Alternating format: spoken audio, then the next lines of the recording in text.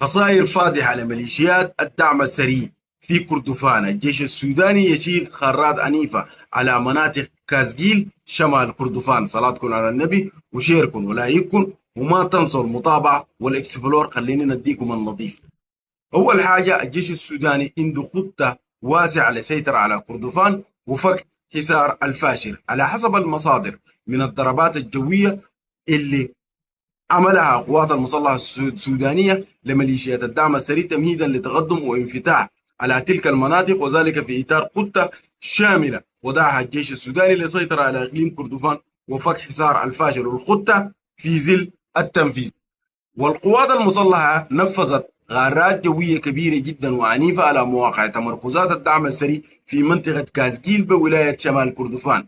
وتأتي هذه الضربات ضمن سلسلة من الغارات التي يركز عليها سلاح الجو في الأسابيع الماضية، مستهدفا مناطق البارة وغرب الأبيد والغوي وأبو زبد والنهود وفولة. ودمرت قوات المسلحة السودانية في ضربات الجوية أكثر من 40 عربية وجخم ما لا يغل عن 64 جنجويدي وجرهم بالمئات. زايلة ونعيم كزاي. وما ننسى انه جخم مخزن بتاع اسلحه وزغاير في منطقه ابو زبد. السلام عليكم. السلام عليكم. ظهور هيمتي في نيالا برفقه عبد العزيز الحلو ومجموع من ميليشيات الدعم السريع يتمشون في شوارع نيالا على حسب الفيديو اللي وردت في قناه الجزيره المباشره. اول حاجه، صلاتك على النبي وشيرك ولايكك، وما تنسى المتابعه والاكسبلور. وحاجه الثانيه، خليني انه اكد لك حقيقه الامر من الواقع ومن دلائل الثابته.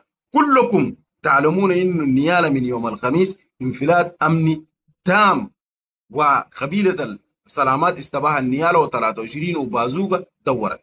يوم الجمعه برضو فيها انفلات امني تام، وفيها غارات جويه من طيارات الفلول ضرب واستهدف اكثر من 4 مراكز، من ضمنها فندق المعلم ومركز بتاع الشرطه العسكريه والمستشفى. واخر ضربه جويه كانت يوم الاحد المساء، ضرب مركز بتاع التشويش ودفاع منظومه الدفاع الجوي. اوكي، هل انه همتي ده مجنون يطلع في زمن زي دي، بلد لا فيه كهرباء ولا فيه منظومه دفاع جوي ولا فيه امني ولا فيه اجهزه تشويش، وبلد كلها ميليشيات متخالفه ومتقاسمه في بعضهم؟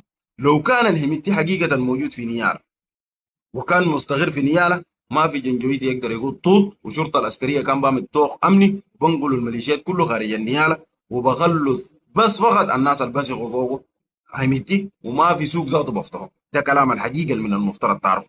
ولو همتي ظهر في فيديو ما ابدا يسيله، يا الموضوع ده في كوده، يا في نيروبي الربوط ذاته، يا الموضوع ده في دوله ثانيه. دي حقيقه الامر لازم تصدقه، لانه همتي ما يقدر يظهر في منطقة فاتحة زي نيالا ونسور الجو قايد ومنتظر دار يشخم أي حاجة. تحياتي لك. السلام عليكم. كتمت في الإمارات السلطات الإسبانية تحتجز سفينة إماراتية يحمل أسلحة والزغاير في طريقها إلى بنغازي، ومطلع تصريح إنه ماشي أمستردام هولندا. كشفت الصحيفة الفارو دي كيوت الإسبانية أن السلطات في مدينة سبتة أوقفت سفينة الشحن ليالي مومباي. صلاتكم على النبي وشيركم ولايكم، وما تنسوا المتابعة والإكسبلور. أولا، السفينة كانت بترفع علم بتاع ليبيريا ويتبع لشركة ليالي جلوبال الإماراتية. التزوير عجيب وسط شبهات غوية بكونها تنقل معدات عسكرية. ده ولقوا منه أسلحة وزغائر وغوارب عسكرية ودبابات وشعيات والحاجات كبيرة.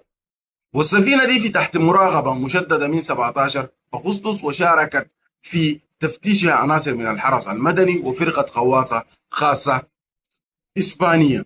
ويرى إنه الحادثة دي فتحت باب جديد لنقاش حول دور الإمارات في ليبيا، وخاصة مع تكرار تقارير عن شحنات أسلحة مشبوهة باتجاه مناطق الحرب. وقد أشار البحث في الشان الليبي جلال حرشاوي على إن حجم الشحنة الضخمة والمسافة الطويلة اللي قطعها السفينة اللي غادرت من ميناء الفجيرة الإماراتية يثير تساؤلات عديدة حول الأطراف التي مولت تكاليف هذا النقل في ظل شكوك متزايد حول طبيعة الحمولة. تحياتي لكم.